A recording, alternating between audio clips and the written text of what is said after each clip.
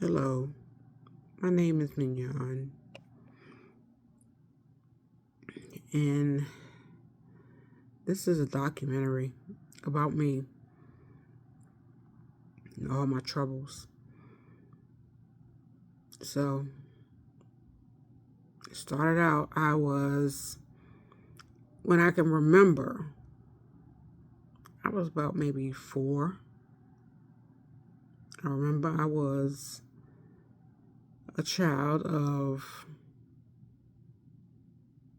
I was my mother's third child. I'm a middle baby, yes. Um, my birthday is September 11th, 1971.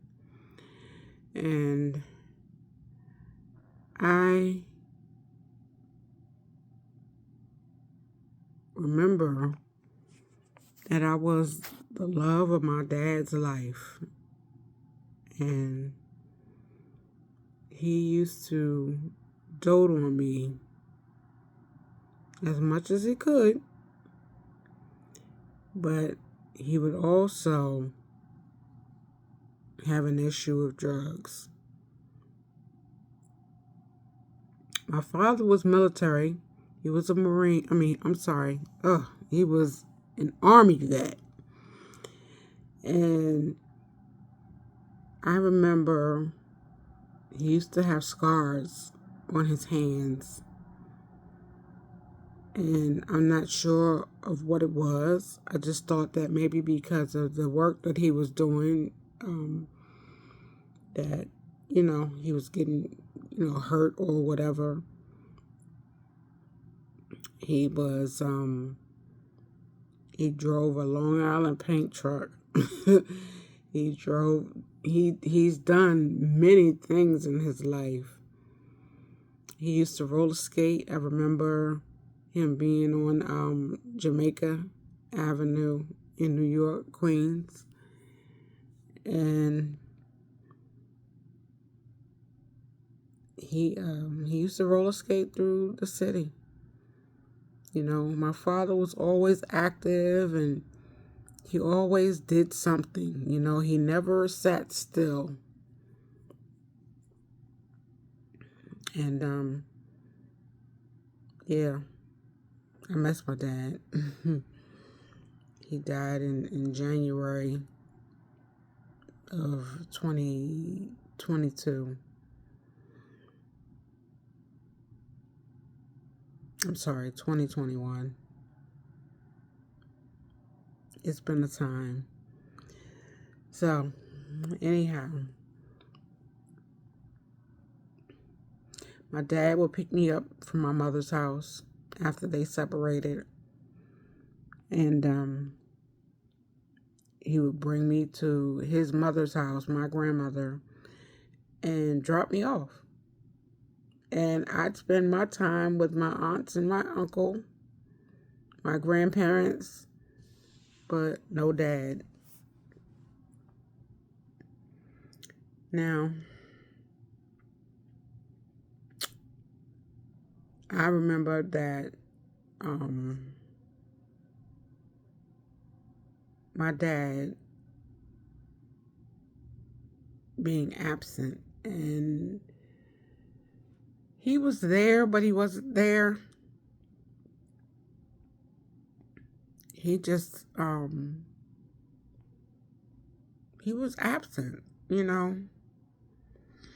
But later, towards the end of his life,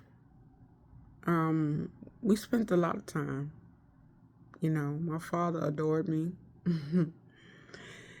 And he loved me. He really did love me. I know he did.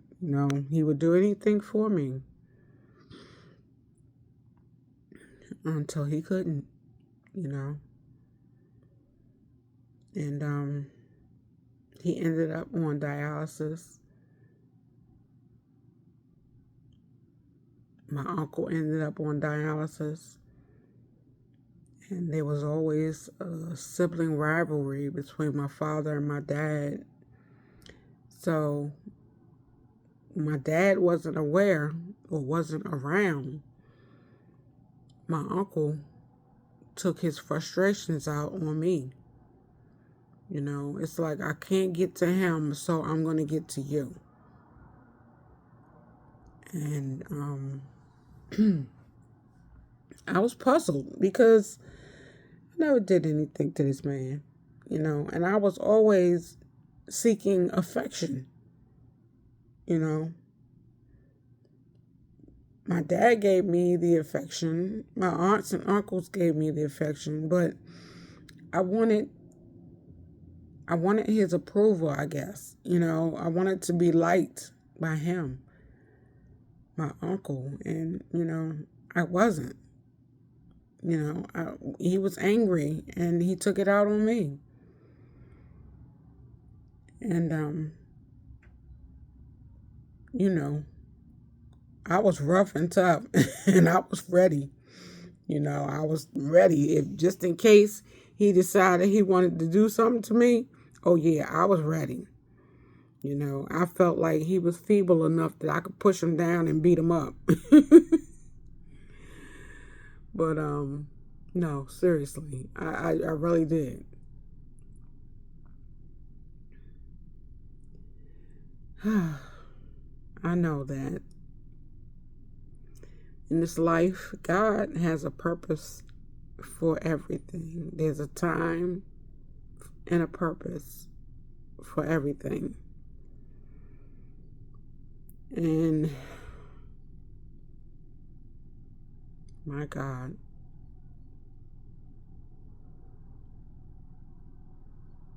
I just think about all the times that I hurt myself or, you know, did something that caused me pain. It leads me to this moment, you know. I fell as a child. I think my cousin tripped me, but who's to say? I don't know if it was jealousy or just envy. I fell. My tooth went through my lip and it was broken. And this was one of my permanent teeth. I still have the scar under my lip, but I'm not upset about it. You know, things happen. And I remember them taking me to the hospital. My father took me to the hospital. And I saw that they were getting ready to use some kind of tools or whatever. And I said, no, Daddy, don't let them do it to me. Oh, God, I was such a punk. But he was, you know, he was there. He was my protector. You know, whatever I needed, he was right there for me. And, you know, I was his baby girl, so he took care of me. I was his one and only at that time that he knew of, you know. But I remember my grandmother, she was very strong. My father's mother, she was very strong and strict. She used to smoke a cigarette all the time, and it was hanging out the side of her mouth, and the ashes never fell.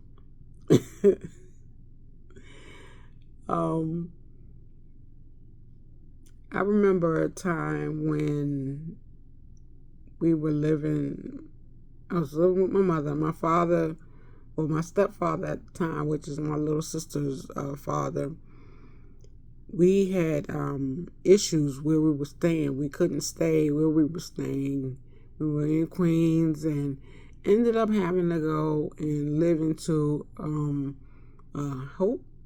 It's called Howard Johnson. And now they call it Hojo's. But it was a Howard Johnson hotel, and I believe it was on Merrick Boulevard in New York. And I remember we had to stay there because we didn't have any place to stay. We didn't have any money. My mother was on welfare, and she took care of us the best she could. I don't know if it was a decision upon my mother or my grandmother, but they made me move to Long Island with them. And I stayed there. I went to school there for a couple of years. And, I was such a unique child. And, I remember getting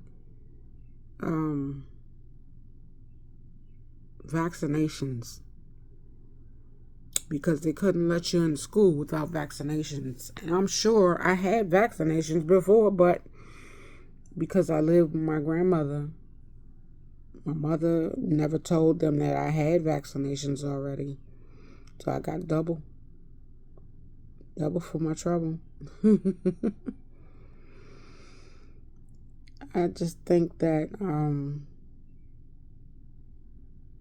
some things the government does, it's not always for your benefit, and I think, them creating these vaccinations could have led to the issues I have now. I know that I had chicken pox, but I don't remember. Everybody says you had chicken pox, but I don't remember. It had to be such a mild case because I do remember. And, being around my grandmother, certain things I had issues with. I was a thumb sucker. And I sucked my thumb, and whenever I would suck my thumb, my grandmother would slap my fingers out my mouth, and she would say, "Don't do that."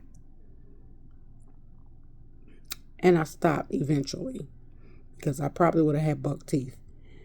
And I didn't. I had very pretty nice straight teeth. And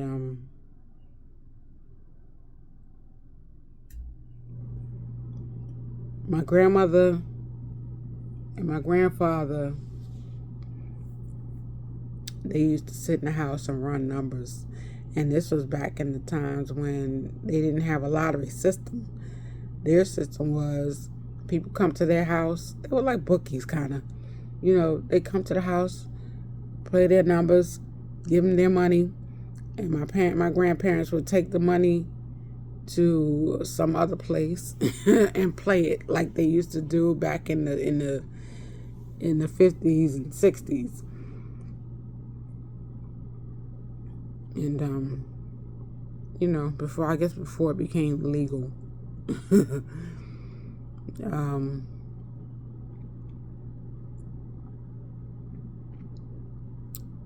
Yeah, I remember. And I would sit in the living room and watch TV while my grandparents conducted their business. And, the people would come over and tell you all the latest gossip, tell them all the latest gossip. I just happened to be nosy enough to be privy. And I listened while they thought I was in there watching TV, but I listened to a lot of stuff they were talking about. And then my uncle, he would do hair, and people would come over to the house and get their hair done. And I listened to their conversation as well. I was nosy. I don't know. I was like, ooh, this is gossip. Before I even knew what gossip was. And I ended up being a hairstylist as my uncle was. I don't know if he influenced me or if it was just something I liked to do. My grandmother would let me do her hair, and it became something that I was stuck on. So I grew up, and times went on. My grandmother passing in 1981 was my first heartbreak, because I loved her as much as she loved me. And, you know, I don't know, or I didn't know at the time what led to her, dying. But I do believe that my aunt told me there was an argument about my uncle getting a job because he couldn't continue to just do hair in the house. And there was an argument.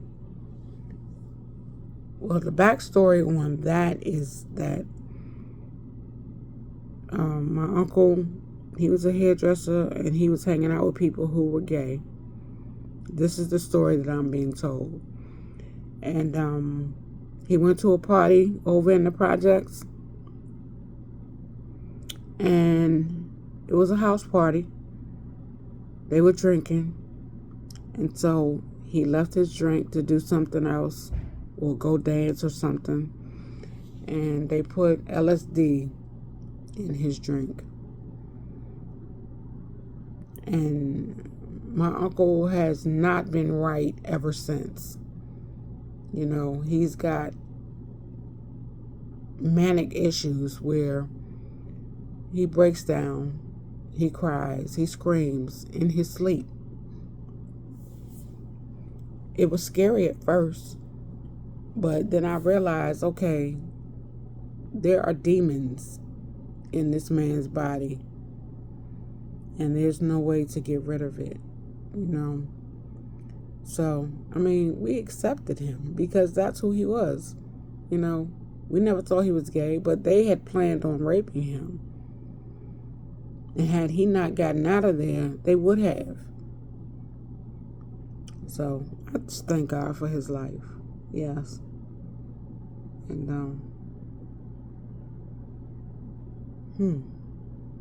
that was the time. 60s, 70s. That was the time.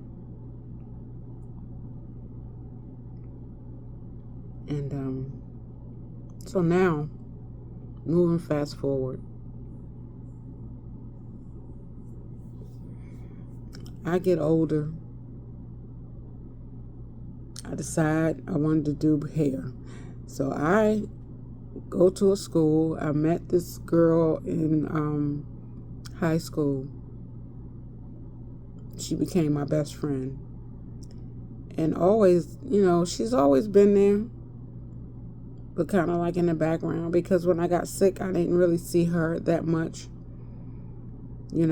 People live. People have their lives. And I get that. But, it's like we had gaps in our friendship. And we're not as close, but we're close enough, And we went through 2 years of school, high school together. And this was during the time of the Desert Storm, the war. And we went to ROTC together because that's how I got into a school that she was at. I wanted to be around her, And, there were people who were jealous of us. And, because of who we were, and, how close we were. So they decided they was going to mess with us and, wanted to fight with us. And I thought they were going to jump me.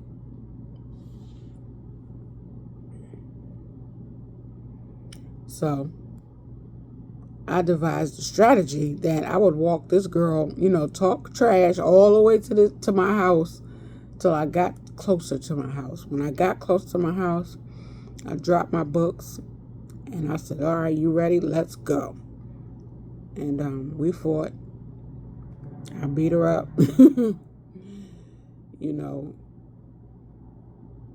because I was from New York. So I had to prove, look, you're not going to mess with me and live to see another day.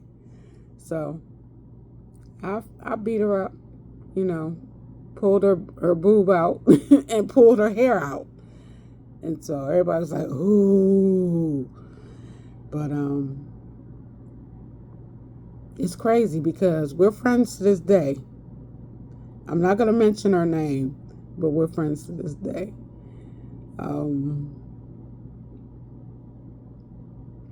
So I digress.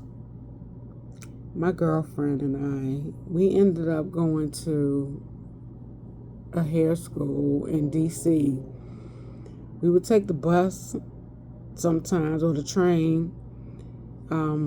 Sometimes we would get a ride with her mother when we were going in. And after that, we were on our own pretty much. We ended up graduating. I ended up meeting my son's father. And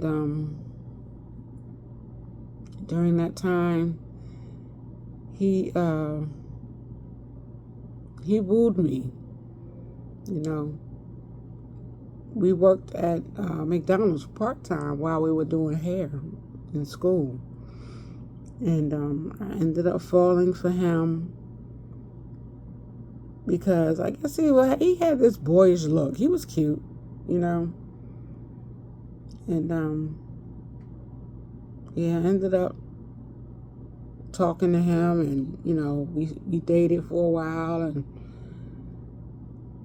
I ended up one day we went to a hotel, and we had sex because that's how babies get here. And I ended up pregnant. Didn't realize it, but I ended up pregnant. And that was in, I would say, February of that year, 1990. So I'm still in school now, still doing hair. And, my girlfriend and I, we're walking, and we're talking about pregnancy because she was dating a guy and ended up getting pregnant and had an abortion. And we were talking about it, and she kept saying that if she ended up pregnant again, she would not have an abortion. I said, yeah, me either. And at the time, I didn't realize I was pregnant. So one day, I ended up eating or fixing a salad with tomatoes and cucumbers with blue cheese dressing because that was my favorite. Compliments of my Aunt Aura. And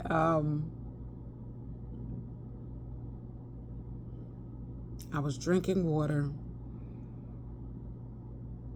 and I threw up. I was like, what in the world is that? What's going on? So I used to sleep on my stomach and realized I couldn't sleep on my stomach anymore. Then I said, okay, something is wrong. I missed my cycles. Didn't realize why I was missing my cycles. I'm naive at this point. My mother sets me up with a gynecological exam. And I go there. And the nurse, his wife actually was his nurse. And so she did, I guess they did a blood test and a urinalysis. And they come to the conclusion, the nurse comes in and she said, Mignon, you're pregnant. I said, oh my God. So at this point, I had already graduated high school. I was 19, on my way to my career. And I had to finish. I had to finish school, my hair school, and get through. And eventually I had to come clean. I told my girlfriend I was pregnant, and she was mad at me because she could not stand my baby daddy. She couldn't stand him because, she felt like he was a womanizer.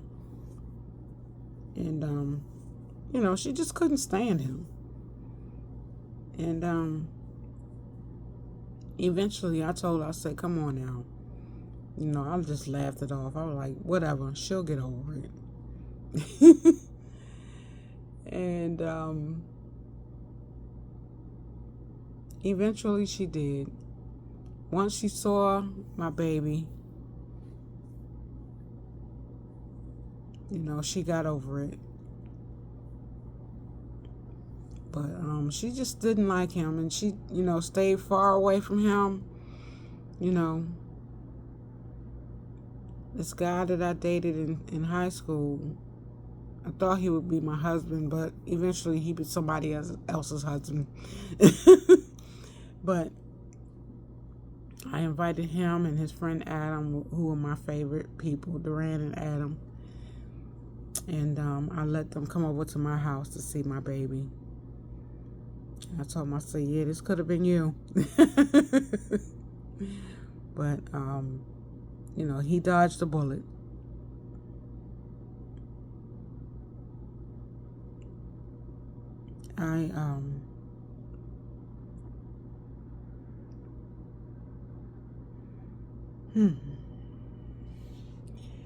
So, later on, I found out my son's father was cheating on me. And, I kind of felt like it, but I didn't know. And where I was working, eventually I found out that it was 3 of us that were pregnant there. And, women get pregnant, the hormones are in the air, and, it just doesn't vibe well. And I remember the co-owner or manager asked me to come to the office, and she gave me a letter. I was like, what's this? So I read the letter, and it said I was terminated. I couldn't work there anymore. As a hairstylist, this is like, you're just starting out, and you want to build up a repertoire or a clientele. And I wasn't afforded that because I was pregnant and I was a teen. I was 19 years old. I guess for the younger girls in there, it looked bad that I was pregnant and not married, And there were people that said nasty things about me, like, oh, she shouldn't be here working, being pregnant and everything. She's too young to be doing that. If I was her mother, and I said to myself, you're not my mother. Thank God. My mother was a pregnant teen, and she understood, what was happening. And what did happen was the fact that I graduated from high school before I even got pregnant. So at least I did that. I graduated from high school, graduated from hair school, So I did do that. And along the way, I had a tough time, because my son cheated on me while I was pregnant, during the pregnancy, after pregnancy. And so, after my son was born,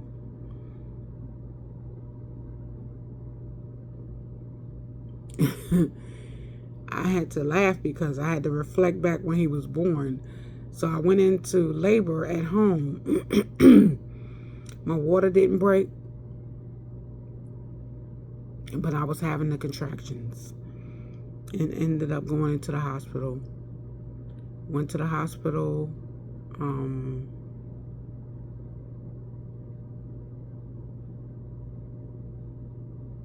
my sister was having, I guess it was sympathy pains because she was in contractions too. And she was younger than me.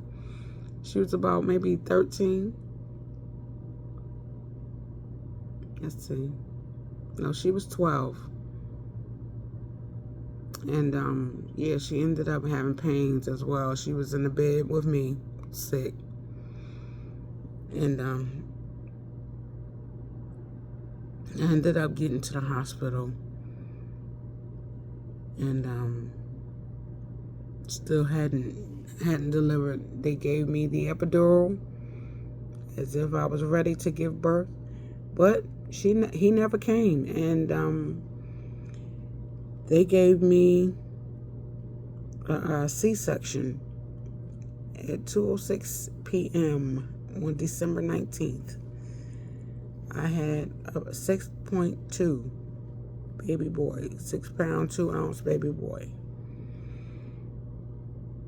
And I was ecstatic because that's what I asked God for, and He gave me what I asked for. You know, it's not very often that you get that. You know, it's like you get what you get. And my son's father, he eventually came to the hospital during my contractions. But he had went to a party, an office party, that night. I didn't see him till the next day. So, who knows what kind of party it was, you know? And,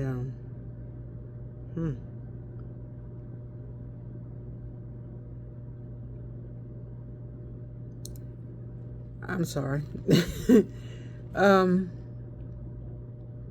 So we lived together, and I still remember, you know, I remember a time when I was so mad that he was cheating on me that I took a gun, which was my stepfather's gun, and I aimed it at my head first.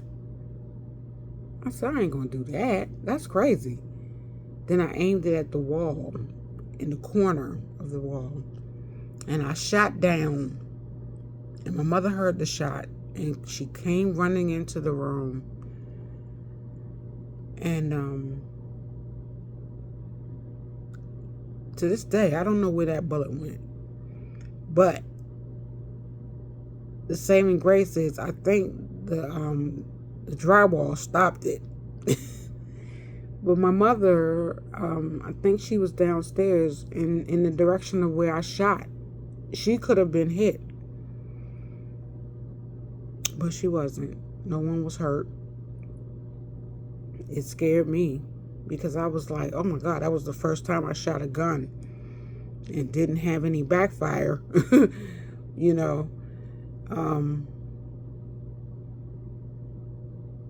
I said, yeah, I can do this. I can shoot a gun. But I didn't want to hurt anyone. I was never that type of person. I always cared for people and wanted to see the best for people. And I remember my mother telling me, you don't want to hurt yourself. You don't want to hurt anybody. And I agreed, you know. So that was my last time shooting a gun. Outside of BB guns, I've shot BB guns, but you know, they don't do no damage. I know that he cheated on me, and eventually I found out. So we moved from my parents' house in Fort Washington to Northeast Maryland, Northeast DC, Maryland. Maryland Avenue is where we were. And I was there, and I noticed some things about my son's father. I noticed then that This little girl kept flirting with him. And I was like, why is he talking to this little girl? No idea. Later it will become an issue. But not with the little girl, but anyway. So we lived at this apartment, and his whole family lived in the building. His aunt was on one side. His grandmother was on the other side. Cousin lived the next door to his grandmother. He had cousins on the bottom floor, and his great-grandmother lived on the top floor, his Nana. And his mother was in a nursing home. But he would go and see her every now and then. She was in Baltimore. He would go and see her every now and then. We went there a few times to see her. And she eventually passed away. I'm not sure of what, the issue was, but I just know that she couldn't talk. She couldn't walk. She was bedridden. And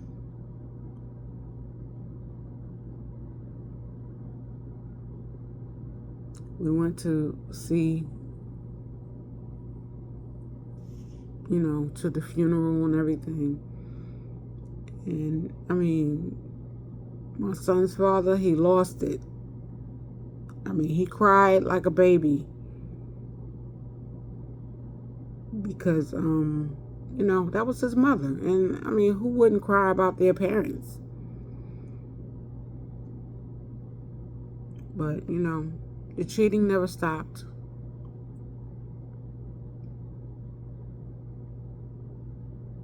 And, I can't remember if she died before I was pregnant. Yeah, she died before I gave birth. I'm sorry. And, like I said, the cheating never stopped. And eventually, because he was a manager at McDonald's, sometimes he would bring his work home with him. Go figure. I remember him coming in the wee hours of the morning. And I was mad because I knew he had been out with this girl. They worked together. And I remember picking up a vase it was a big jar of pennies, because we were trying to save some money for the baby. I picked up that jar, and I don't know how I got the strength, but I picked up the jar and threw it at him at the door, coming in late. I said, oh, okay. So, I think I had already given birth by that time. He would still go out, cheat, come back home like nothing happened. So eventually, I told him, I said, look, you're going to have to stop. If you don't, I'm leaving. Plain and simple. So he never stopped, and I left, and, he drove me to my mother's house. And he played Can You Stand the Rain Can You Stand the Rain came on the radio. And I started crying, because I didn't want my son to grow up without a father. I wanted his father to be in his life. And, he was in and out, but we never got back together. We had a rendezvous at his apartment when he lived with this girl that he had babies with. I ended up staying with my mother. And, he would come by every now and then to see the baby, trying to get me back. But I was not having it, He loved my dirty drawers, but because he was cheating. I was like, I'm not going to be in a relationship with two other people, you know. I had to stand my ground. And, you know, I raised my son, and he moved on. My son's father, he moved on. He moved on in such a way that the girl that he was working with, he ended up having a relationship with her, but also another girl that he had a relationship with. He ended up having, let's see, Chris, Charlie, Christine,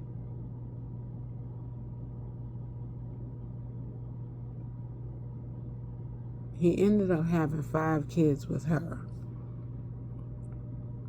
I can't name all the kids right now, but all his kids have the initial CJH, which is his name, Charles Jerome Hackley. Shouldn't be mentioning his name, but I am. So anyway, all his kids have his initials. He ended up having 5 kids with her, with this one girl. Then another girl that he was working with, he ended up having 1 kid with her, and she worked at the fire department. But there was a time when I was at home. My parents said, my mother and my stepfather, they were driving through and they saw my car. They said, "You better go get your car."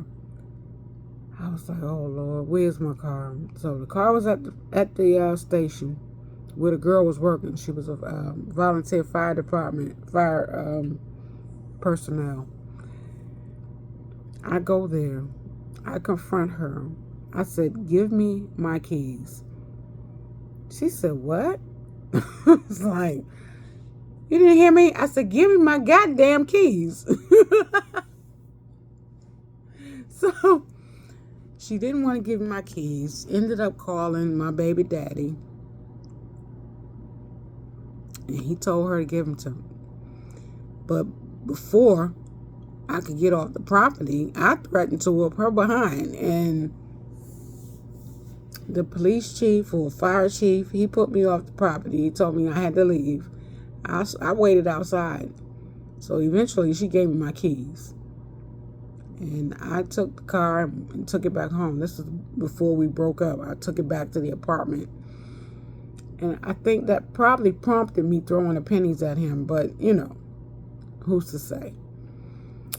So I remember that, you know, while living at my parents' house, the issue became that he was cheating on the first girl with the other babies, the 5 babies. And at the time, she didn't have 5. I think it was like maybe 2. And she wanted me to help her out because he was cheating on her too. I'm like, God, this Negro is not faithful at all. So I'm riding with her. I'm like, okay, like she's the op. But I'm riding with her, looking for him. I'm like, why am I doing this? I never really could grab that thought as to why I was even dealing with her. But, you know, it's like sister wives. Let's get revenge. I didn't really care, you know, but she wanted me along, you know, I guess to help her out. And yeah, we doing the secret mission, looking for him and finding his car and waiting for him outside of wherever he was. And you know, eventually I had to let that stuff go because it was really bothering me, you know, and I was like, oh Lord. So let me digress. we moved around, me and my son. We moved from certain places. So, I think we moved like a total of 1, 2, 3. We moved 3 times until my son's father found us. Now, during that time of our breakup, I was sending my son to be with his father. And, he would come back with me the next year, not realizing that he didn't have stability. And, you couldn't really build friendships if you're moving out the area. But there was a time when I went to go pick him up. Well, my mother went to go pick him up, and it was like, oh, he can't go because he didn't finish his homework. I was like, oh, I don't think so. He's coming home. So they didn't want to let him go because he had scars by his ear and somewhere else. I forgot where it was. But anyway, on his leg. So he had scars. And I'm trying to figure out what in the world happened. And the other baby mama, the first baby mama that he eventually had been with for a while. I don't know if they were married, but they said they were married. I don't know. Could have been common law, like he was trying to get me to be. She ends up telling me that, because he didn't do his homework, he got a beating. I'm like, that ain't no beating. That's abuse. Not when you got scars up by your ear. I said, oh, okay. So I told my mother, I said, go get my son by any means necessary. So she went and got him. He came home. I saw that he had these scars on him, and I said, oh no. I called the police immediately. They said, do not let him go back over there. And he didn't. He stayed with me for the rest of his life.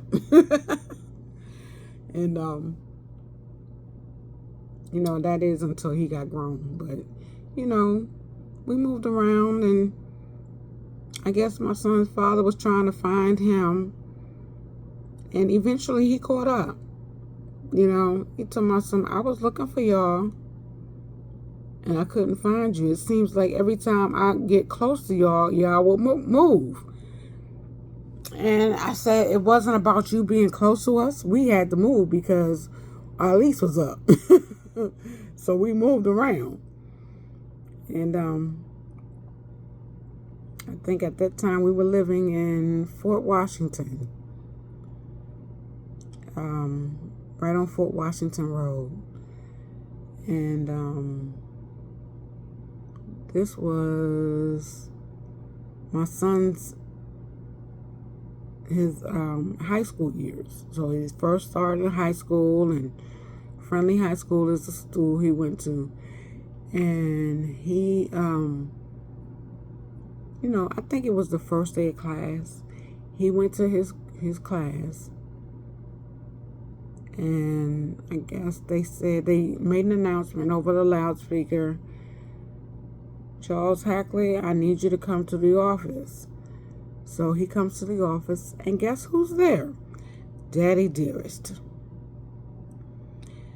So he explained that he was looking for us and couldn't find us. And every time he got, close, we'd up and move. I said, well, it wasn't about you. Trust and believe. So then he tried to form a bond with him and, buy him things. I'm like, you can't buy a parentalship. You can't buy love. You love somebody unconditionally. You show them that you love them unconditionally. And you can't buy things to buy people's love. So eventually we got hip to his game. He was trying to grab my son so that he could have him, in his corner. And I let him go and visit sometimes. So then eventually, it ended up him being over there with his father. He ended up going to a different school, Potomac. I guess because he was acting out too, being a son. And he stayed with his father, where his father made all his kids that were grown enough, because at this time I think they was like 14, 13, and maybe 11. Yeah, he ended up making them. Oh, and he also had his niece and nephew. So he ended up making them do labor around the house. So he ended up making them build half a fence, because they had half of it on the outside where it was already built. But he made the kids build a fence around the other part of the house. And, yeah, so they became his baby slaves, doing, a lot of things. And, I mean, he ran a strict house, a disciplined house, because he was military. He was a Marine. But he was an a-hole. He was ass. Sorry.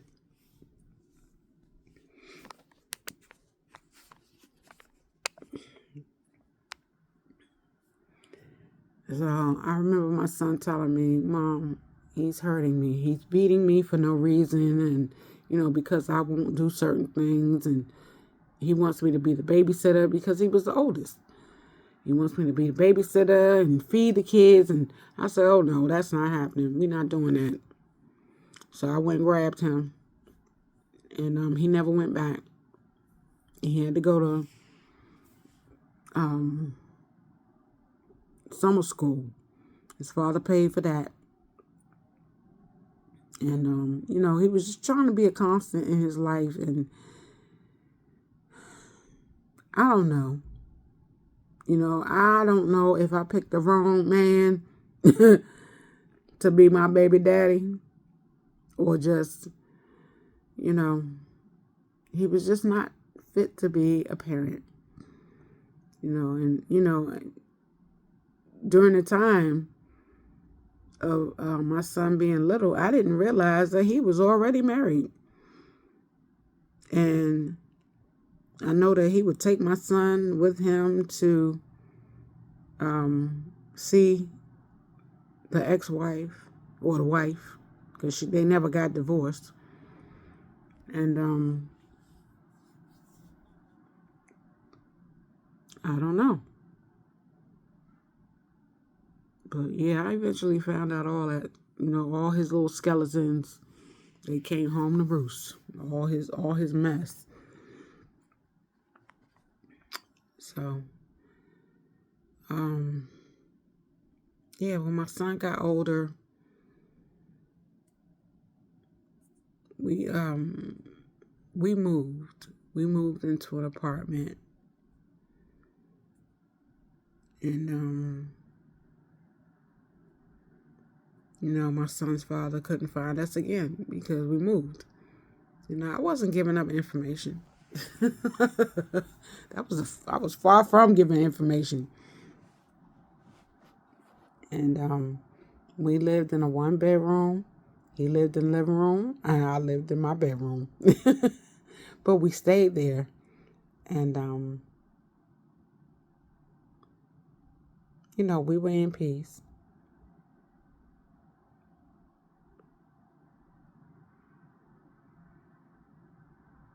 And yeah, we had to eventually move into an apartment because my mother lost the house, and my stepfather left her. He couldn't take it. So we stayed in a motel down in, excuse me, we stayed in a motel down in Indian Head. And from there, I'd go to work. come home. And that was during the time of 9/11, the bomb attack. So it was like it was the year after that. And we moved. And so we all moved to different places. I moved with my mother to this neighborhood called Prophecy. And from there, I moved with my son to a different place. And we stayed there for a year. Then we moved to Indian Head Highway, apartments on Indian Head Highway, Riverview, I think, or River Point, something like that. And we stayed there for a year. And then eventually my sister found a house. We moved there, But it was during this time that I developed kidney disease. I was going through my issues from the time we lived on Fort Washington Road. And I had ended up with lupus. And here's where my medical journey begins. Diagnosed with lupus, didn't realize what it was. I was getting a rash under my eyes and, the swollen joints, the achy joints. They didn't know what it was. Eventually, they told me it was systemic. I can't pronounce the word, erythromitis. It was lupus, systemic. And so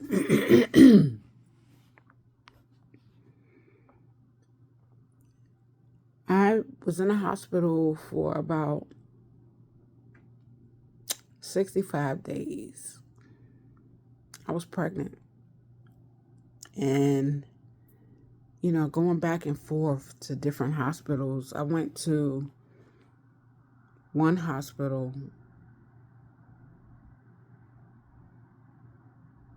where they told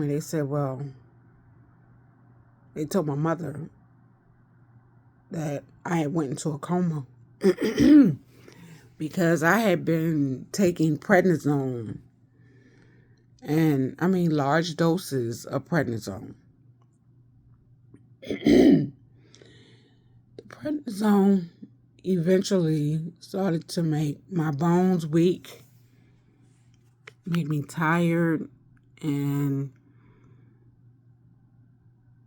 other things started to happen. So it seemed that it was like every 2 years there was something going on. So the first two was the lupus. Excuse me. Yeah, so the second 2 years it was diabetes. The next 2 years it was high blood pressure. Then the next 2 years it was kidney disease.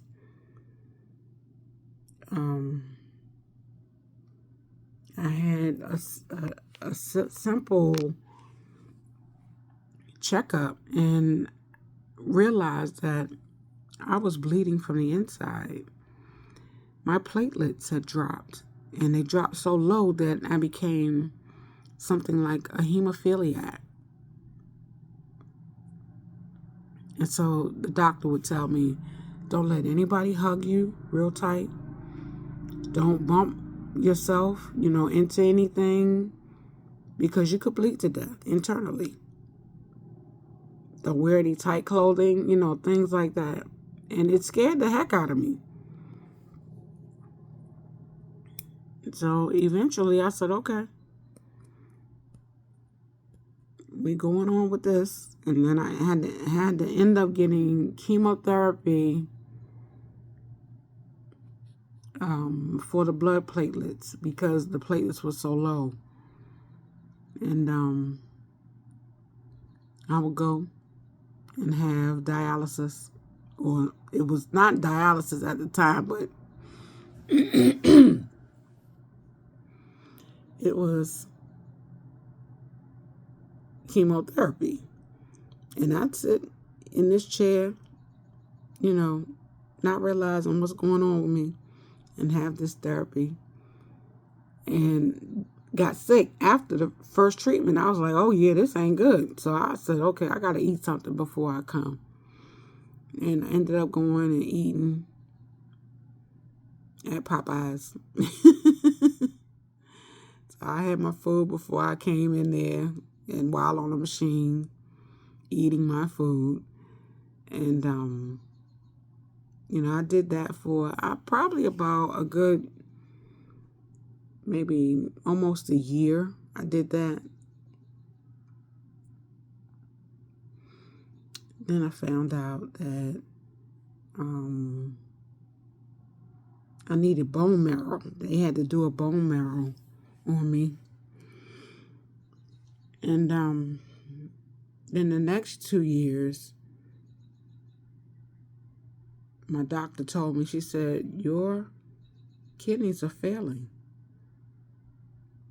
And you may have to end up going on dialysis. I'm thinking, oh no, dialysis is for old people, And I'm thinking, when you get on dialysis, you like about to die. So, I cried a lot. And I cried so much that I said, I'm ending my life. I'm not doing this anymore. And I remember my girlfriend telling me, you gonna do this. You are doing this. I was like, I don't want to do this. I don't want to do this anymore. I hate this. And I calculated the time. I said, this takes out 4 hours each time, 3 times a week. It takes out 12 hours of my life. And it was hard. It was hard because I couldn't work. I lost my clients. Some I didn't. Some followed me up until this day. But I lost a lot,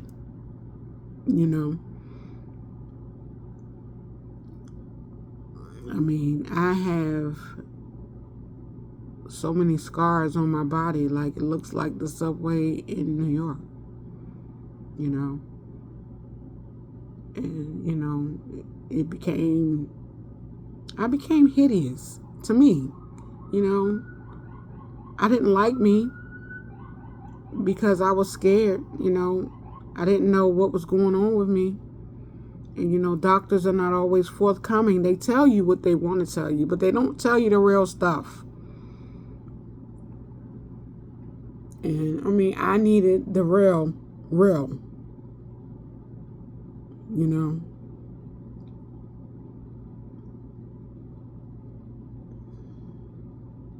I always prided myself on being clean and pristine,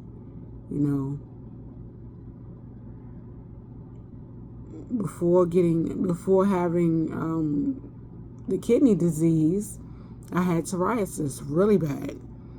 My skin was hideous. I was hideous. I didn't want to be seen. I didn't want to be touched. I just wanted to be at peace with myself. And I realized that this is something that I cannot control. And I had to get to the point where I said, okay, God, what else you got for me? It became, you can't do anything about this, so deal with it. And I dealt with it for so many years. I am 52 years old now. And if God say the same, I'll make it to 53 in September. But the illnesses that I've gone through, the issues that I've gone through, has built me to be a strong person, I guess. And there are not many people that can deal with certain things. And, a lot of people would have just given up and let's throw in the towel, and I could have, but God wouldn't allow it. He wouldn't allow it. He uses me to be a testimony. God can use anybody, If you look through the Bible, he used a lot of people.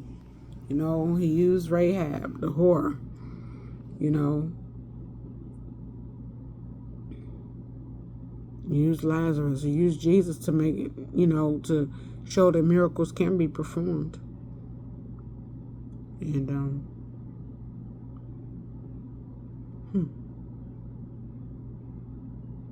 I'm no miracle, but I am a living testimony, and, I feel like I've been through the fire, but I have not gotten burned.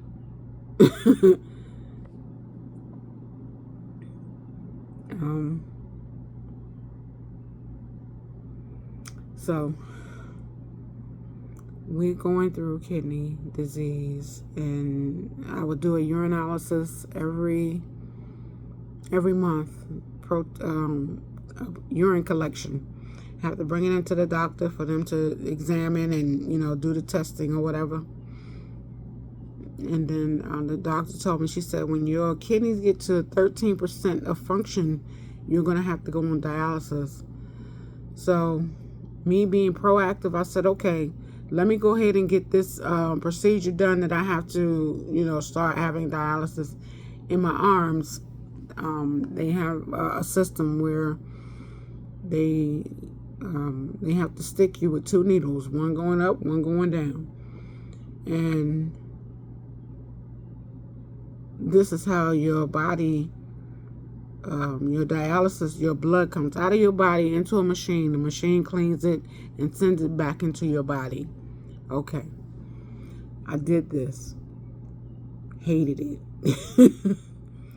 And I cried forever until I seen a little 8-year-old boy in there receiving dialysis.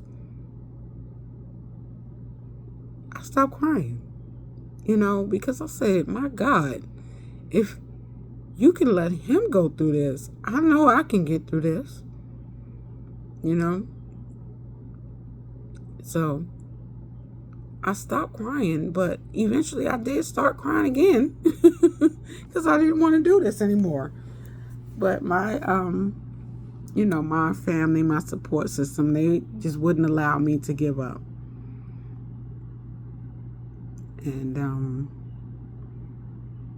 I would call my aunt and talk to her in New York and tell her all the things that I was going through and,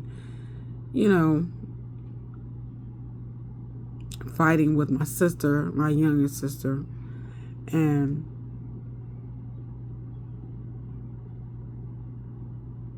I just didn't want to be there. So she told me, she said, well, you come on up here. And, sometimes people be BSing about what they say. So I decided to test the water. So there was a blackout. Nobody could, we didn't have any electric in the house. And I ended up leaving. My sister and her kids went to a hotel, and I decided to seize the moment that weekend. I said, okay, I was going to rent a car and just go up, but then I said, nope, I'm moving all my stuff out. I took everything that I had and moved it up to New York, and there I had most of my stuff in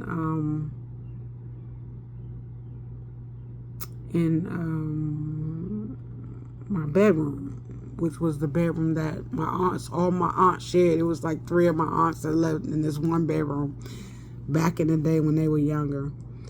And I moved all my stuff in amidst my aunt's stuff. Her stuff was still in there. Her things were in the closet. I didn't have any room. All I had was storage tubs. So all my storage tubs were in the room, stacked up. And I stayed there.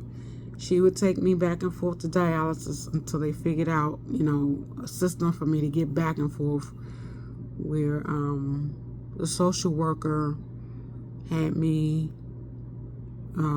picked up by, I think it was like a Medicab or something like that. They would pick me up and bring me back home. And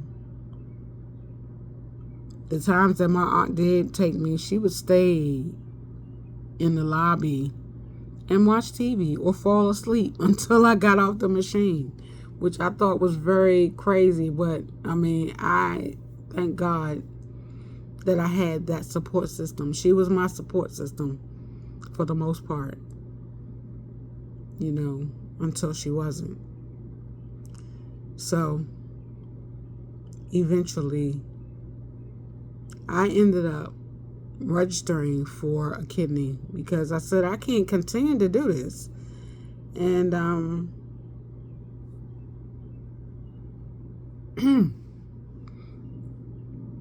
I had to do all the preliminary work, get checkups.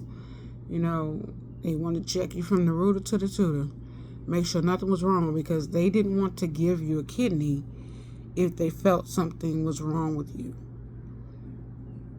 And I'm in New York, and I'm thinking like it's a whole bunch of people out here that's drug addicts and stuff like that, and they get kidneys.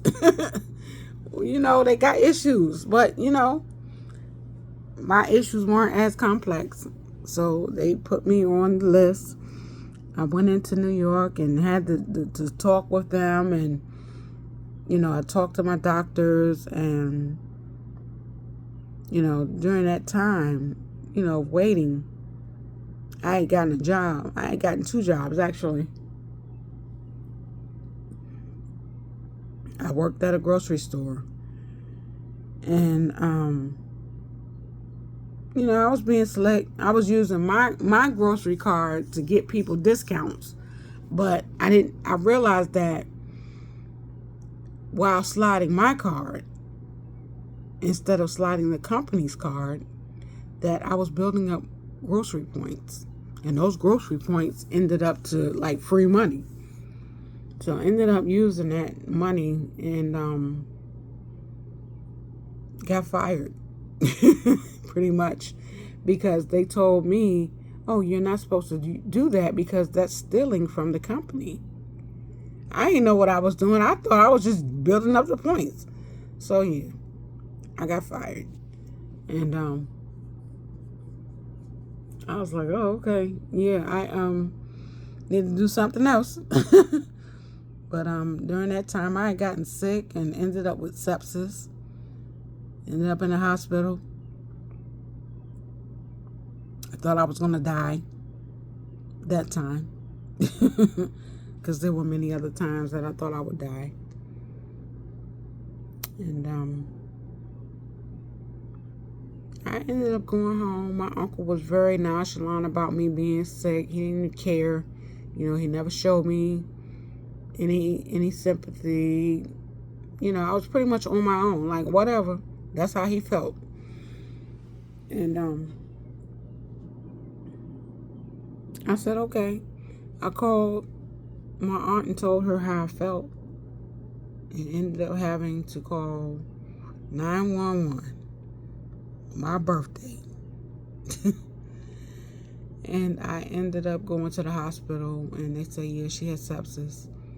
I don't know if I went into a coma, but they put me out or whatever. And as I'm waking up, I realize I have a tube down my daggone throat. Okay, now I'm like, okay, I hadn't been through this. and ended up having a tracheostomy when I was probably like 20, as well as a G tube, because they had to feed me. They had to nutritionally feed me through a tube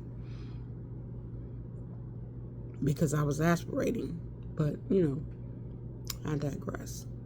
So I went to, I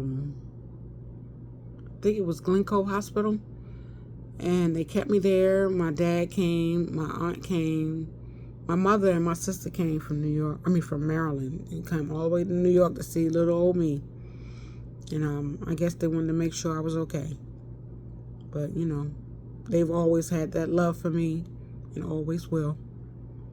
It's like whenever I'm going through something, they're right there.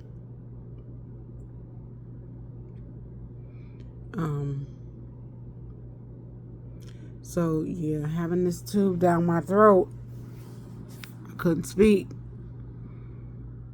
I could just write stuff down, point to things, and, like a caveman. Yeah, that was a rough time. But, they did what they had to do for me. Ended up saving my life. They had to go in to relieve because I had, I guess it could have been a urinary or it could have been a bacterial infection. So they wanted to make a decision whether or not where they could go to relieve this disease or illness. They wanted to either go through the urinary tract, or they had to go through my back. And my aunt had to make the decision because she was the only one there. She was so upset because she didn't know what to do. She didn't know what to do. And I was awake. She asked me what I wanted done. And I whatever she suggested, I either nodded my head or shook my head no. And, she made the decision. They did what they had to do, saved my life, got me out of there. And, I left there. And so, antibiotics or whatever, took that for a while.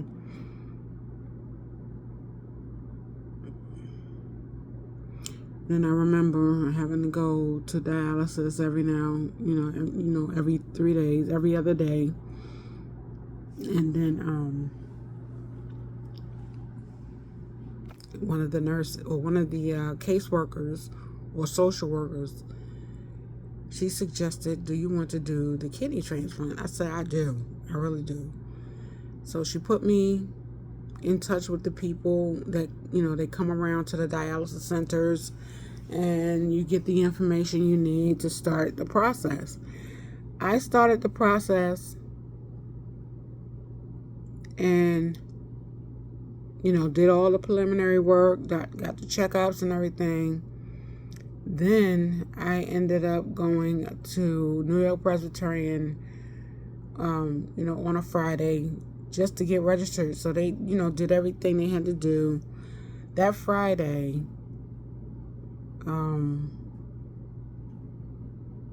I was put on the list. They said, we're now going to add you to the list.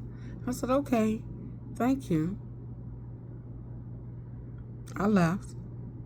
I had everybody's phone number that I needed to call and contact.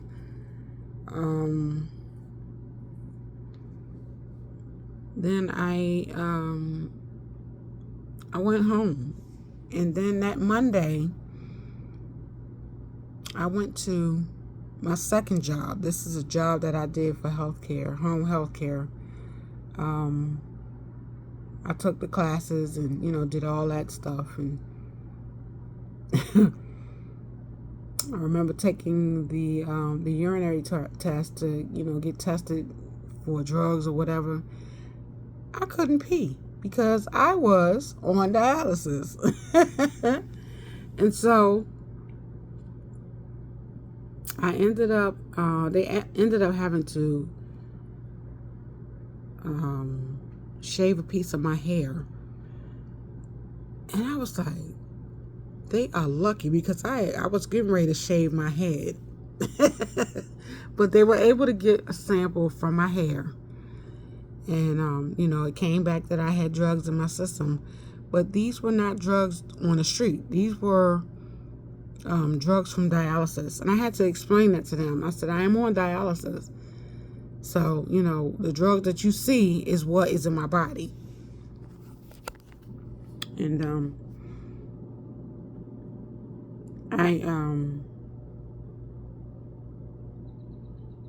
so going back. Okay, so I was at work, and my favorite place to stop for breakfast was Panera Bread. At this time, they had the quinoa oatmeal. And I got me some oatmeal with all the fixings and stuff. I went to get on the bus, get to work. I had a lot of walking, a lot of bus switching, things like that. And I get to work, and getting ready to take care of my lady, because she was older and had the they hired me to help take care of her. So I was getting ready to start working on her. She was in a wheelchair. I had to take her to the bathroom and things like that. So as I'm helping her get to the bathroom, I let her sit. Then I get a call, and it's from New York Presbyterian Hospital. Okay. They said, Miss Waller, we have a kidney. Do you want it? I said yes, without hesitation. And they said, okay. From this point on, don't eat anything. I was like, what? I was like, oh my God. I said, I got my oatmeal in my bag and I'm hungry. So from that point on, I couldn't eat anything. And they said, okay, we're going to do a cross-type match to make sure that you're eligible for this kidney. They take me down. They tell me to come down to New York Presbyterian, to the main building, so I could get everything prepared. They say, your match, come on down. I get to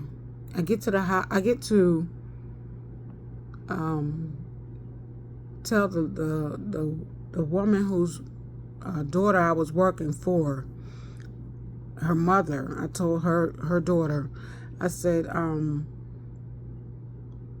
I just found out that I'm eligible for a kidney. I'm going to get a kidney transplant. She said, oh. I said, I got to get to New York Presbyterian. She said, okay.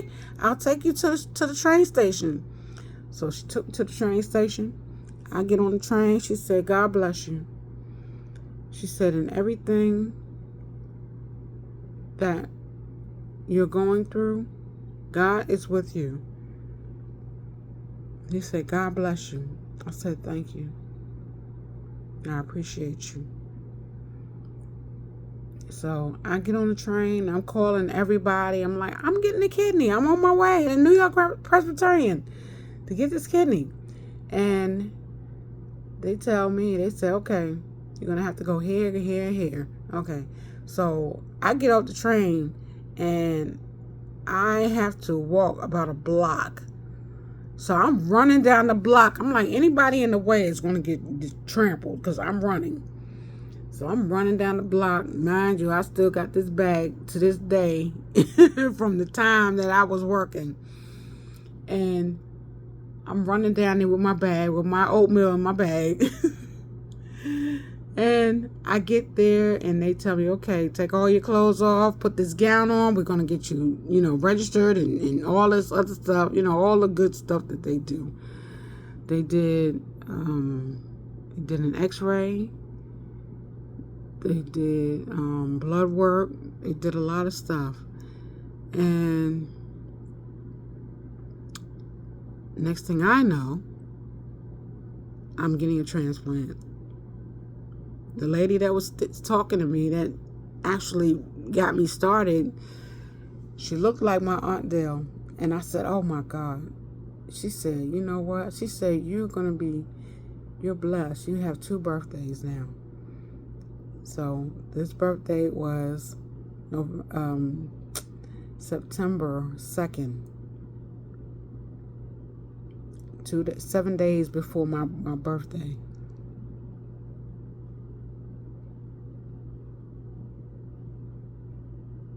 I'm sorry. 9 days before my birthday. And I get the transplant.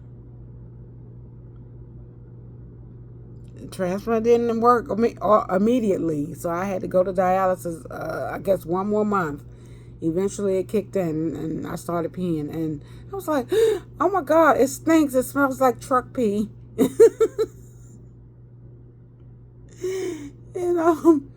I laughed because I was, just fascinated that I could pee again. And, that went on. I stopped dialysis for that month. And then I went through rejections because I had to see the doctor every week for, I guess, about maybe a month. And then I developed rejection. So they said, okay, we're going to give you some drugs. We're going to make this kidney just not reject. So they gave me Solumedrol, which is a steroid. They gave me prednisone. That was another steroid. And kidney kicked back again. Started working. Had no problems. Had to go through the biopsy because they had to, check a piece of the kidney. And I did that probably about maybe 3 times because the kidney rejected 3 times. And after so long, I was in the clear. I didn't have to see the doctor as much. I think every 2 weeks then after that, every month. So every month I was going to New York Presbyterian to see these doctors so they could check me out. Had the rejection again. They, did what they had to do.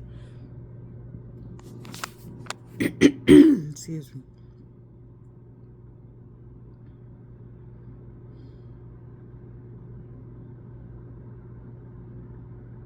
It was my life's long journey to continue to do hair.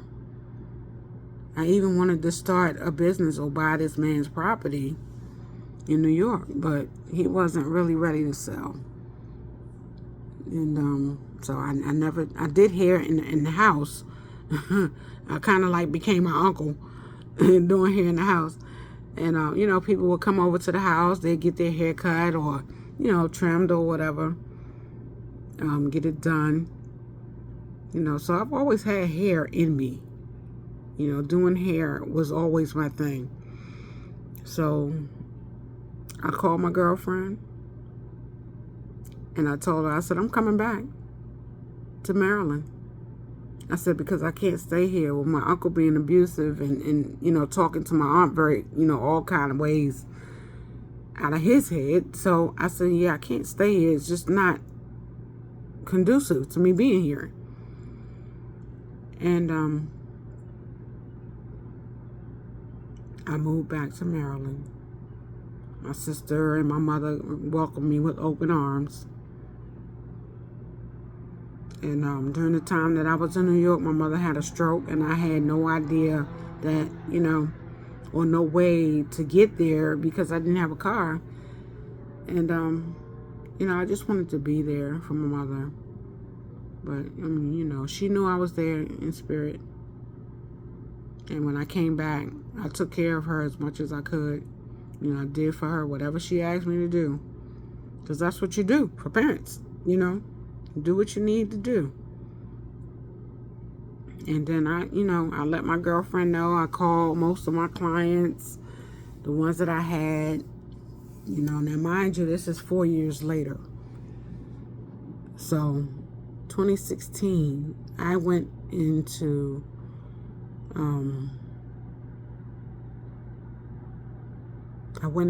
the salon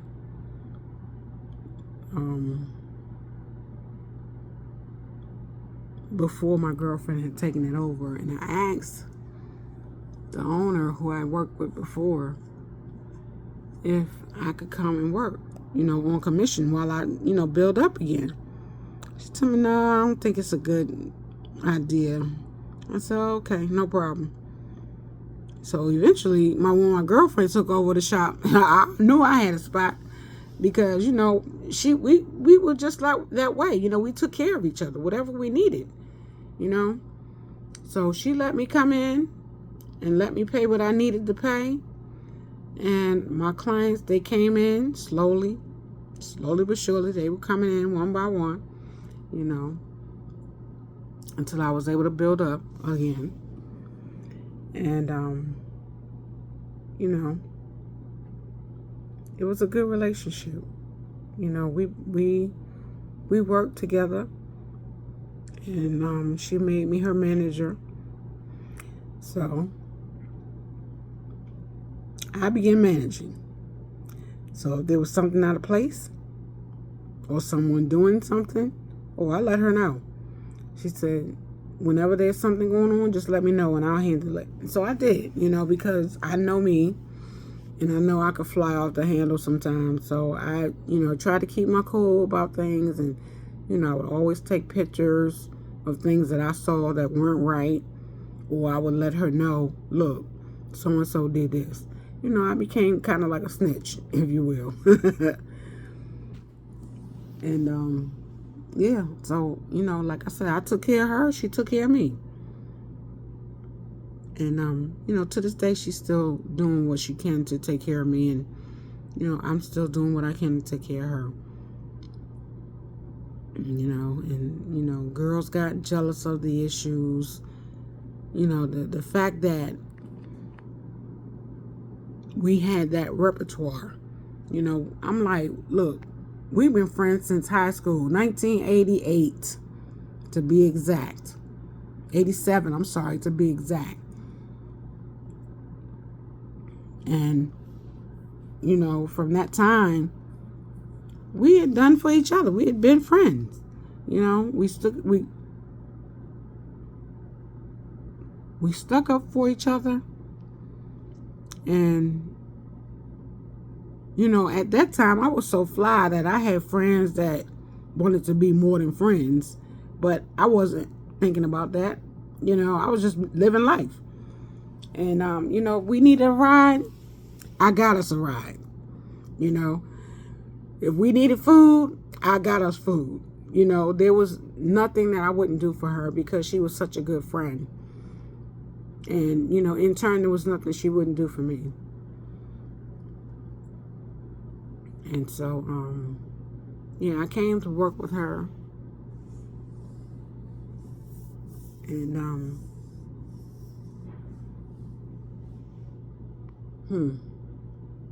the girl that owned it before, she was still working there. She was jealous. She was angry. She didn't really want me there. I was like, that ain't nothing but the devil.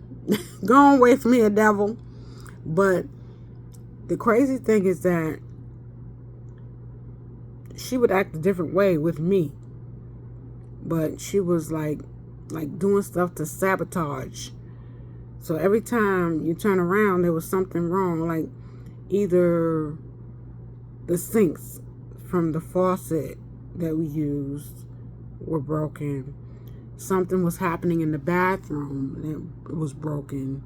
The sign that we had on the outside was broken. Just stupid little stuff that was broken.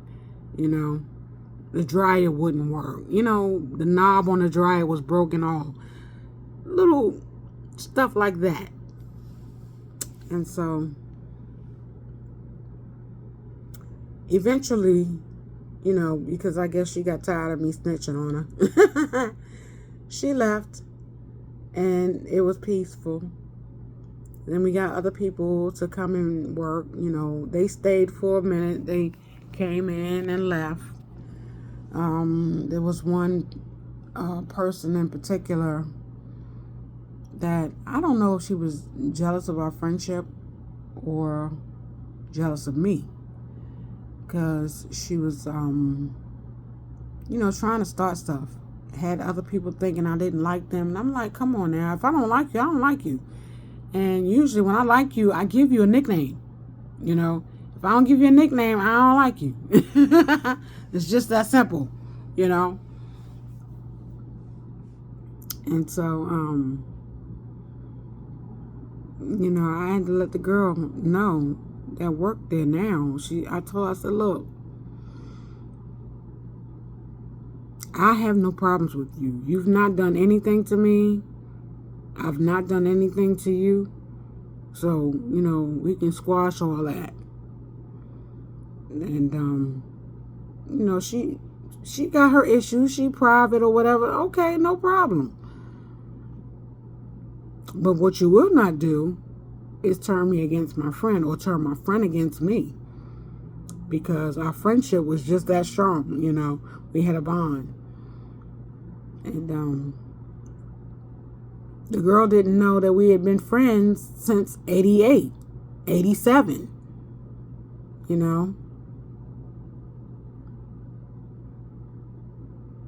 So, yeah, that, she was, I guess she thought she was closer to her than I was, and she didn't know me, but I'm like, yeah, you don't have to know me.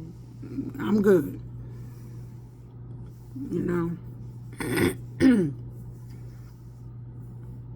I've always been like a peacemaker. So, when my brother and my sister, they fought.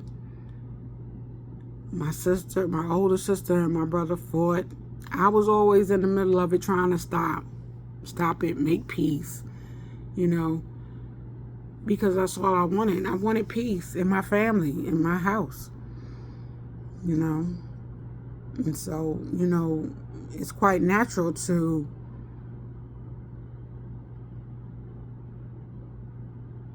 carry that out where you live or where you work. And that's what I was trying to do, just trying to make peace, keep, everybody on an even keel. But, the devil is always in the midst, lurking. Always trying to cause problems and strife. And,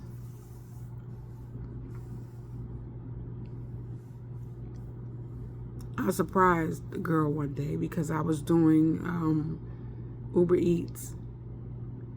I was driving back and forth, picking up food. And so the girl knew that I did that. And so she was hungry. She couldn't get away from there because she had her son with her.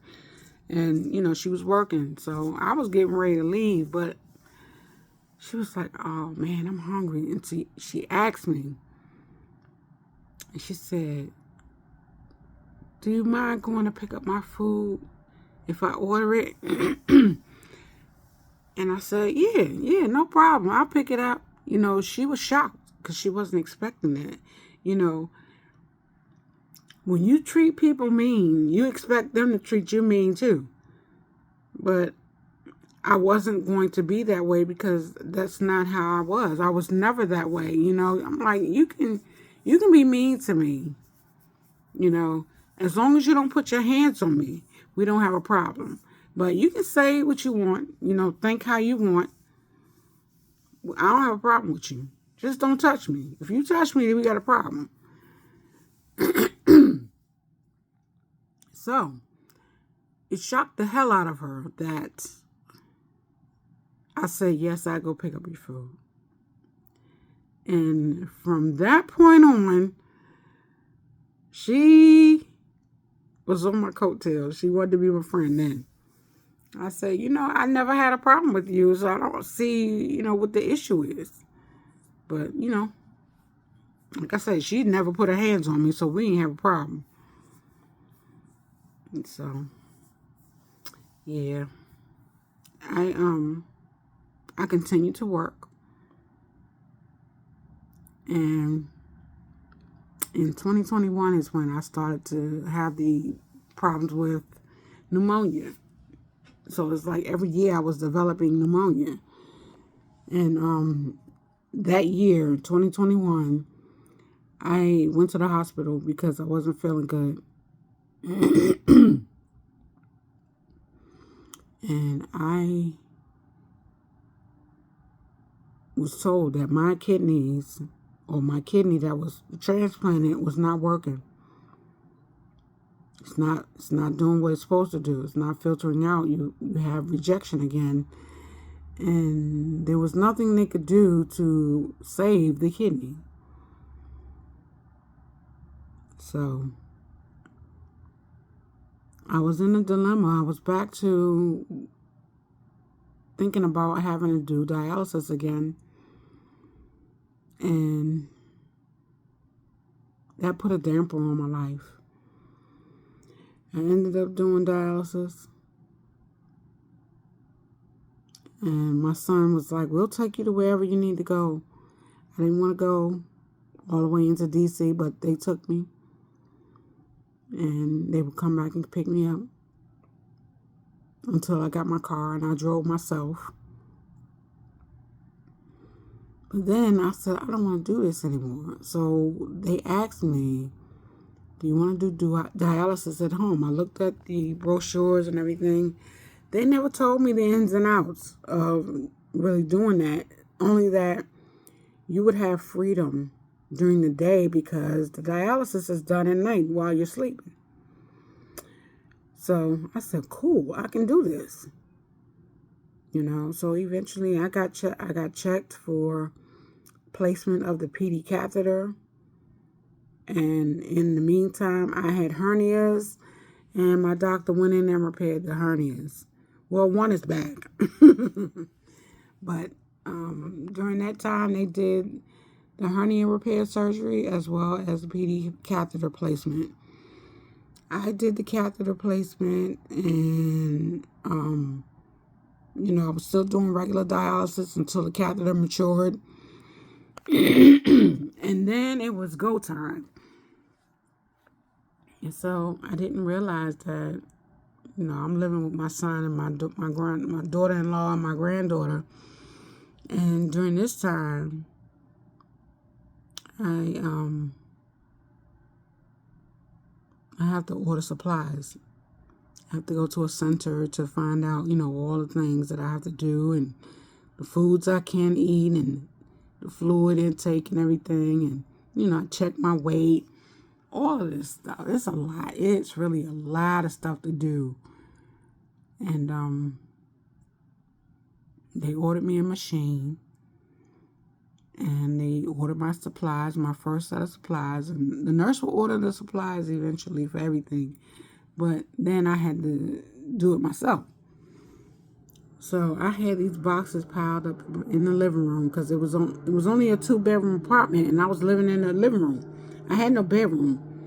I was always sacrificing so that someone else could have, And so I stayed there. And,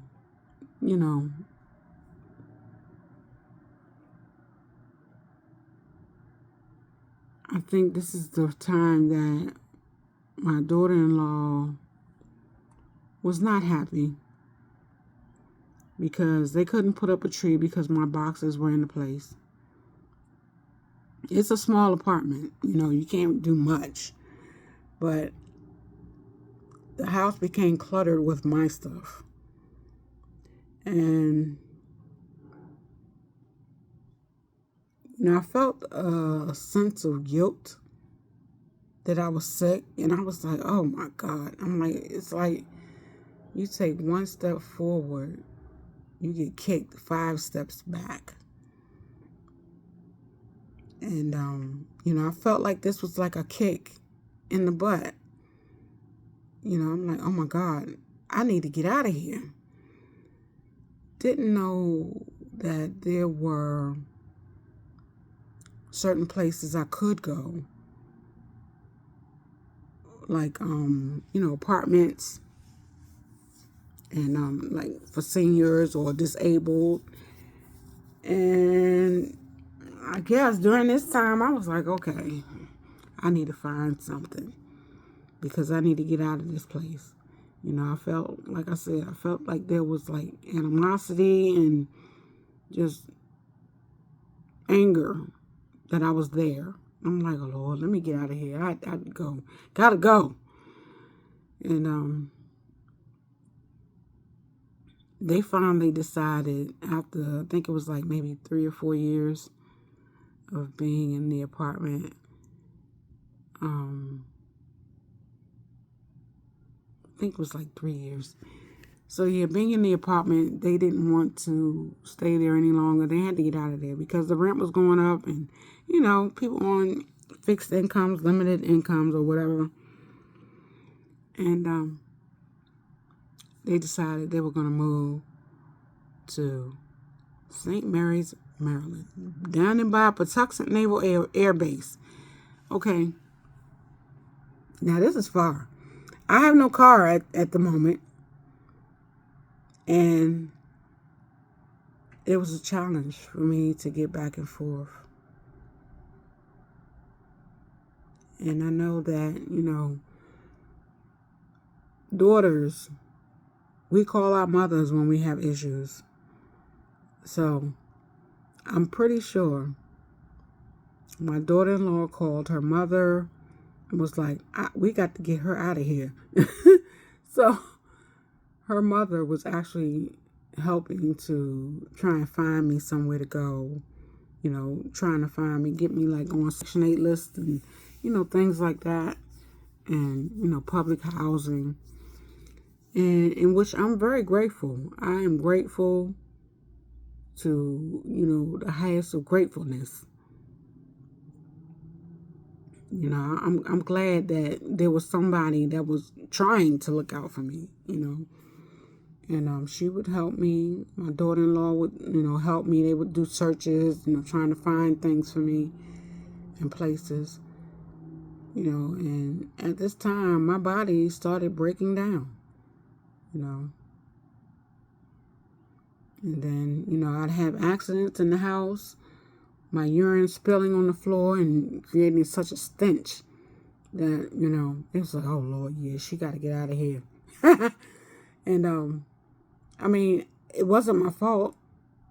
It wasn't intentional, definitely not. But, it happened, and, my son would help me clean up. I tried my best to clean it up. I said, okay, I'm going to order, like, a rug cleaning service, and so eventually, yeah, we moved out of there, and we ended up moving to St. Mary's County. I had no way to get around, so I had to be dependent on them, and, when they left the house at 6 in the morning, or 5 or whatever in the morning, I had to leave with them in order to be on the main side where I could get around. And so wherever I was, I would either have to call Metro Access or, cab service or get Ubers here and there. Ordering out, Uber Eats, that became my thing. DoorDash, Grubhub, whoever. That became my thing. So I had developed this thing for Starbucks a long time ago. And we haven't separated yet. Although, for the month of April, I will be separating. I will be drinking nothing but water. I promised myself that. So, I got to live up to my promise. And,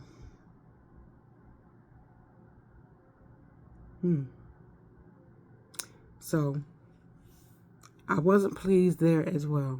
I stayed there until I couldn't. I stayed for probably about maybe 2 or 3 weeks. And then my sister was like, oh no, we getting you out of there. So I stayed until, let's see, they moved like the end of May, beginning of June. And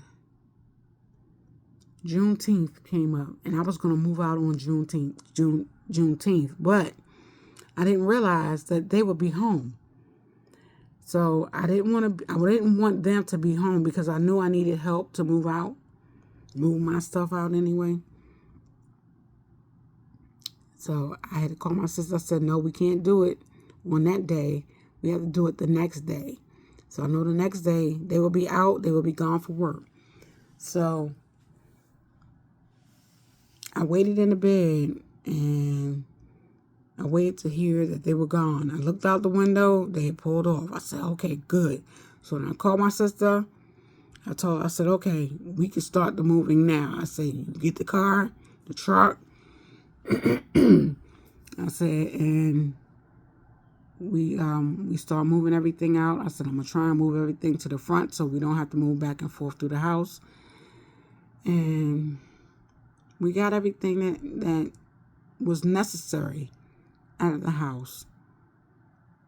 And I didn't collect a lot of my things. Like some things still left over there, but I'm gonna get it eventually. But yeah, we moved. They moved me out into their new house. They had a house in White Plains, and they moved me into their office space. Now I was hoping, because the whole house had hardwood floors, except for certain areas, like their bedrooms, they had carpet, but downstairs and like the main floor, just hardwood, except for their office. The office had carpeting. Moved me into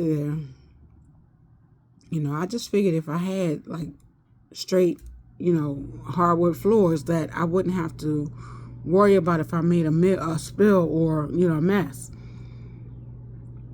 I could clean it up really quick with, towels and things like that. But, no such luck.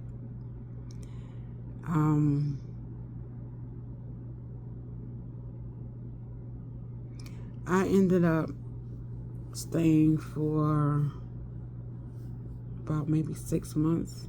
Let's see, June through December is when I stayed. So I knew that my sister's girlfriend's parents were coming, or grandparents were coming to see the house. She had never seen it, wanted to see it. So I said, okay. So I was only supposed to stay until October. So October gets here and I'm in a panic. I'm like, the end of September, I start panicking because I was like, oh no, I'm going to be homeless. I'm going to be on the street, So I said, okay, I'll have the catheter removed and I'll go on regular dialysis, because they wouldn't let me stay in a shelter doing peritoneal dialysis. I stayed because they wouldn't let me go into a shelter. So eventually my older sister had come into some money, and she said she was going to give me 10 stacks, and so I could get an apartment, and for a year I'd be able to live somewhere comfortably and not have to worry about paying rent. So that time came. I tried to apply. I couldn't apply. My credit was bad. And I didn't have enough, credit points to get anything. So my sister said, I can apply for something and get you in. I said, okay. So she applied. She was approved. I got in. Meanwhile, this is in the beginning of December.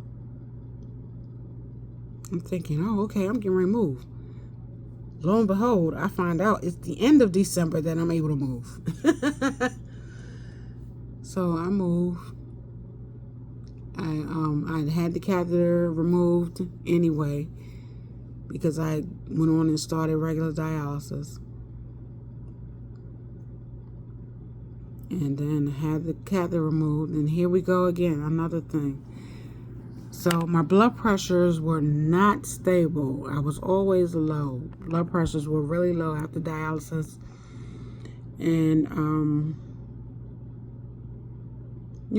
it would be times when I passed out, and I'm not sure what it was. Maybe it was because my blood pressures were low that, I couldn't get myself together and ended up having to go to the hospital. So that happened a few times. I went to the hospital, and while there, they said, okay, we're going to do a CAT scan because my stomach didn't feel good. They did a CAT scan and saw something on there. They said, we see a malignant mass. Now, before they had told me, one doctor had come in the room to talk to me, and another one was leaving out. So as he was leaving out, he talked to the one that was coming in, and he said, yeah, we see something on the CAT scan. It looks like a malignant mass. And me being nosy, I'm thinking, oh my God, is that me? Then I said, no, it could be somebody else. So then they told me, they said, well, once I got to the room, because I was in the emergency room. So once I got to an actual room, they came in and said, okay, we see a malignant mass, but we're not sure what it is. So we're going to do another CAT scan. Did the CAT scan, and they saw it again. Not sure what they were seeing. So I said, you know what? Cancer, schmancer. I'm not doing this, and it's not happening. I said, I rebuke the spirit of the devil right now. So I moved into my new place, and they had done some reglazing of the tub and the bathroom and everything, and there was a smell of like polyurethane or something like that, but it was a real bad smell, and I had to keep the windows open. Even though it was cold outside, I had to keep the windows open so that smell could go out. Eventually it went out, but I started feeling sick. I called my sister and told her, I said, I don't feel good. I think I need to go to the hospital. My right side is hurting really bad. So she came up, helped me get dressed, and cleaned up my bathroom for me, and took me to the emergency room. She took me to the emergency room, and that's where they said, okay, we're going to do another CAT scan. So this is 3 CAT scans, okay? They checked me out. The doctor came back and said, we don't see cancer. We see colitis. So they began treating me for the colitis. My pains went away in that right side. And, I was like, okay, I'm fine, Then they told me, they said, well, we want you to see a GI doctor, gastroenterology. I said, okay. So the one that I had normally seen, he wasn't available for my insurance, so I had to go to another one. He was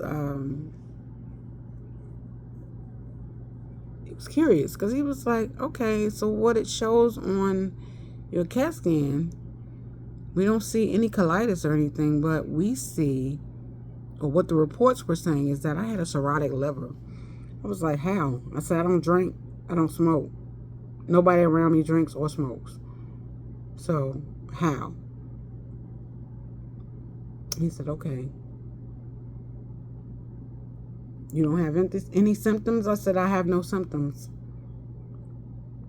I said, okay. We'll do another one just for safe measure. Okay. So now we do this. This is the 4th one now. 4th CAT scan. Now they're saying we don't see any of that. No colitis, no cancer, nothing. But what we do see is swollen lymph nodes. I was like, what? I said, all right. So I'm thinking, okay, I said, the first hospital misdiagnosed me. Now, had I started treatment or had been treated for anything like that, for this cancer that they said, I would have had a lawsuit. I'm just telling you that right now. Off the break, I would have had a lawsuit. I called and talked to lawyers, but they said, no, we don't think this is a case. You don't have a case. I said, okay, no problem. So, I continue my journey. My doctor, she said, okay, my primary care, she says, I want to get you tested to see what's going on. And that's where I am with that at this present time, waiting to get tested. I'm in my apartment. At first I had a mouse problem. I was like, oh no, we cannot do mice. So I was finding anything and everything to get rid of these mice. So now I'm good. I did the reviews of the apartment and found out they do have mice. They have a mouse problem and a roach problem. So I don't have that issue anymore. Thank God. So now it's a waiting game. And I'm just waiting. But, in my waiting, I'm finding out that I'm having problems walking. I walk fine at certain times. Once I get going, I'm good. But I have problems like with my hips and my knees. I thought maybe it was arthritis or maybe the lupus coming back. I said, no, that's not it. I'm not even going to claim that. But, I'm having pains like in my sides, my shoulders, and I'm not sure if it's a calcium, a bone deficiency, or, a protein issue, because people with dialysis, they have protein issues. So I'm not sure of what it is. But eventually I'm off to the doctor. I'm off to the doctor every day or every other day to see somebody to help me. And just want to let you know, I've been through the fire, but I have not gotten burnt. Until next time, peace.